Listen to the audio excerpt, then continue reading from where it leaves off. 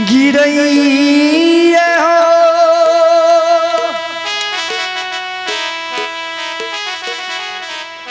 गुरु ज्योति बाबा से हीरा मोती जवाब करई हे हो बनवासी बनवासी हो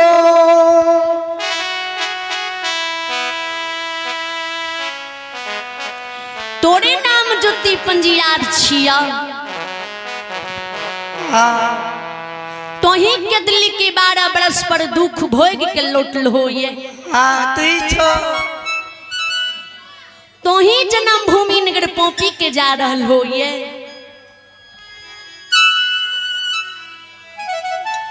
ज्योति बाबा के हाँ हमरे नाम ज्योति पंजियार छिए हाँ हम ही 12 वर्ष पर के दिल्ली दुख भोग के लौटलो ये हाँ हम ही जन्म भूमि नगर पोपी जा रहलो ये मालिक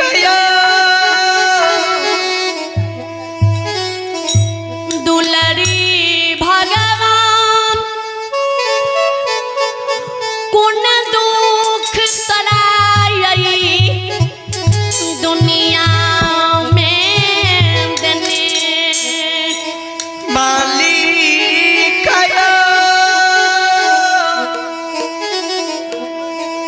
तोर घर कते लागे छौ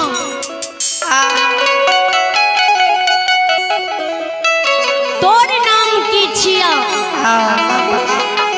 कते तोर नैहर छ कते तोर ससुराल छ कौन दुख भगवान तोरा दिलकै ये जे तू हमर रास्ता छेक के वन में कान रहलो अब है दयानंद ठाकुर की सुपुत्री प्रीतम कुमारी की ओर से शानदार है 11 रुपए के दान आए हैं। जय हो दानी श्रद्धालु की जय हो उनकी पूजनीय माता पिता की जय हो।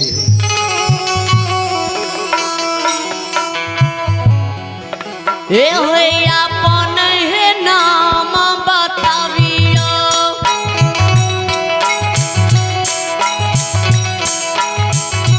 होय दुलारिया बतावियो ई हो कोना है हो गुरु के वाणी सुनैया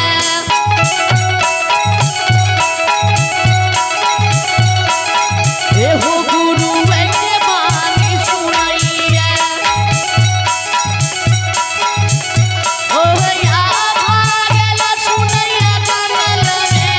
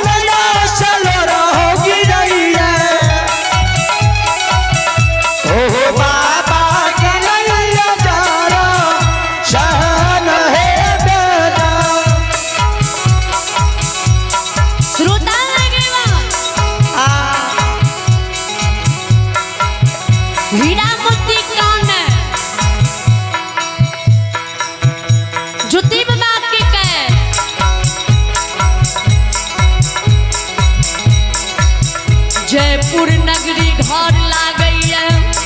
भगवान साथी भाई के भैयारी पर एगो छोट छीन दुलारी बेटी पिता के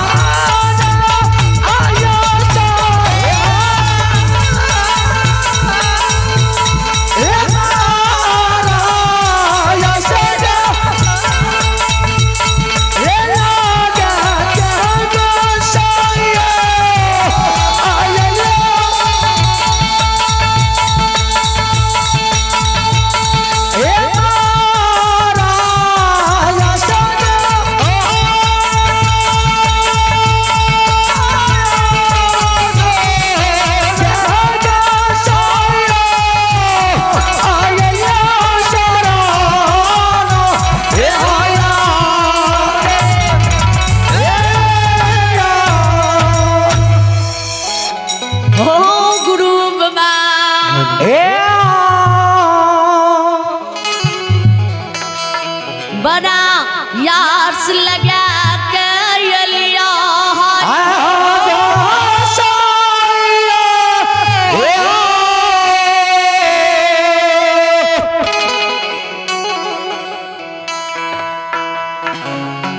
जय सैनिक के टूबन में फल फूल से मोला दिल हो जय सैनिक बन में 12 वर्ष से सुखल देखलिए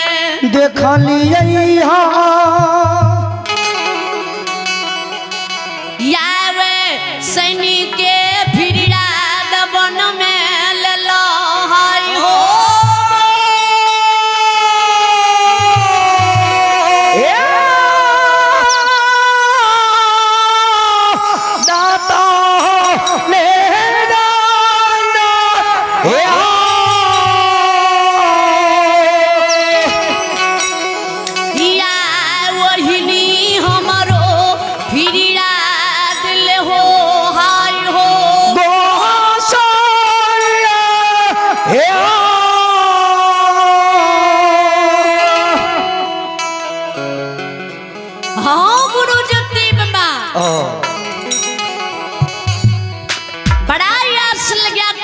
शरण में अलिया आ हमरो फिर याद तू ले हो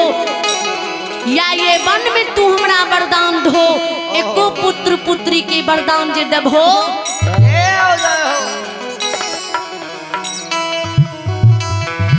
एको पुत्र पुत्री जे जन्म लेते बांझी नाम छूटत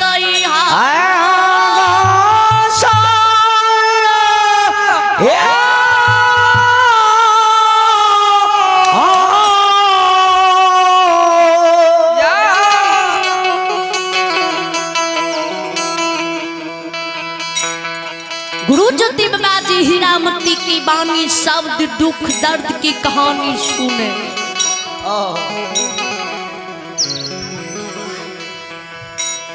ज्योति बाबा के दिल में दया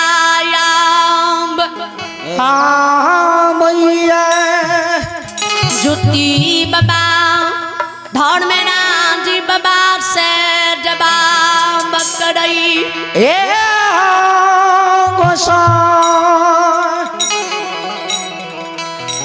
या हीरामती के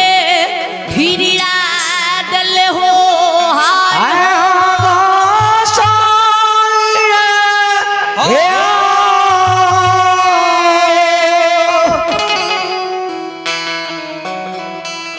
पुत्र पुत्री एगो संतान के हमरा मुख से वरदान दिला दो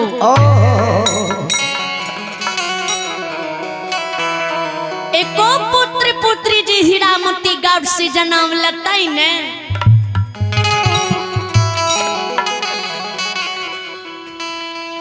हीरामती के उल्हन छूट जेते हीरामती की बांझी नाम छूट जेते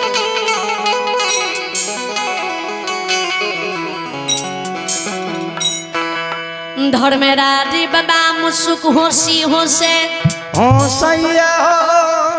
हंस हंस के ज्योति बाबा से जवाब करे बनवासी जय अबला के दुख के कहानी सुन तला दिल में दया आवे छो ओ हीरामती है संसार में बार बार गलती बार बार अपराध कइने भगवान हीरामती के दुनिया में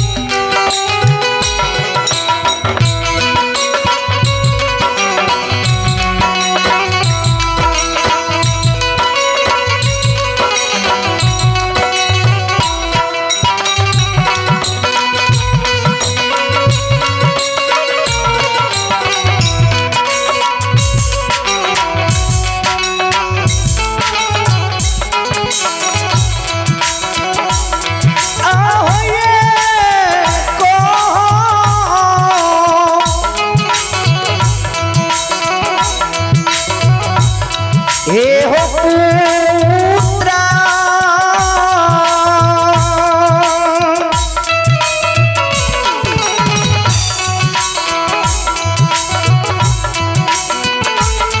ए हो नहीं लिखल कई गोसा बाबा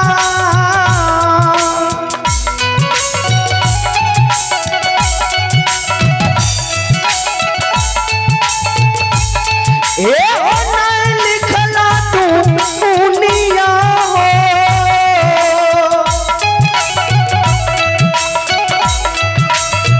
साना साना सा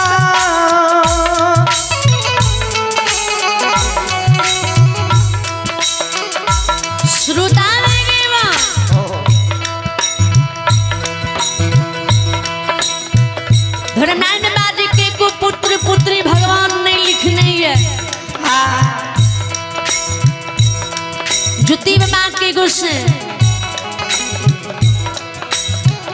हीरा मोती हमरा शरण में लई है हीरा मोती तो भगवान एहन कष्ट देने छे वो हीरा मोती के यहाँ के चिट्ठी याद नहीं ले ले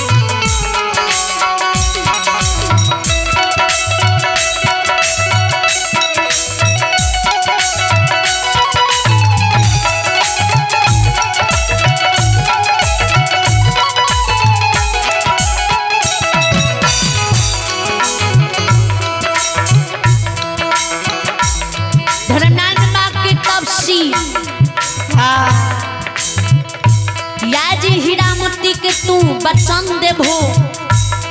तोर बचन हीरामती के पूरा नहीं होते जो तोर बचन हीरामती के पूरा नहीं होते तो 12 वर्ष के कदली में शरीर के मिट्टी में मिला के तू तप के लिए 12 वर्ष के तप काल ज्योति बाबू तोर बेरठ चल जेतो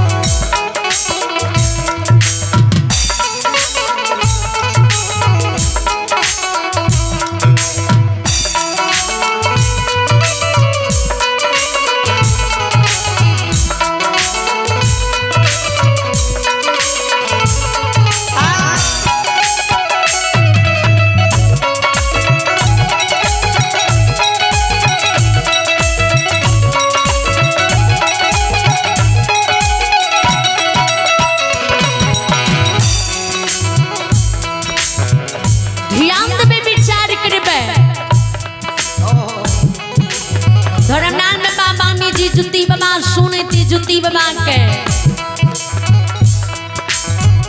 12 बरस की तब काल हमर बेरठ कीड़ा ने चल जेते आंधी आवे तूफान आवे वज्र कीड़ा ने जंगल में गिर जाए लेकिन जे दुखियारी हमरा शरण में ये लई है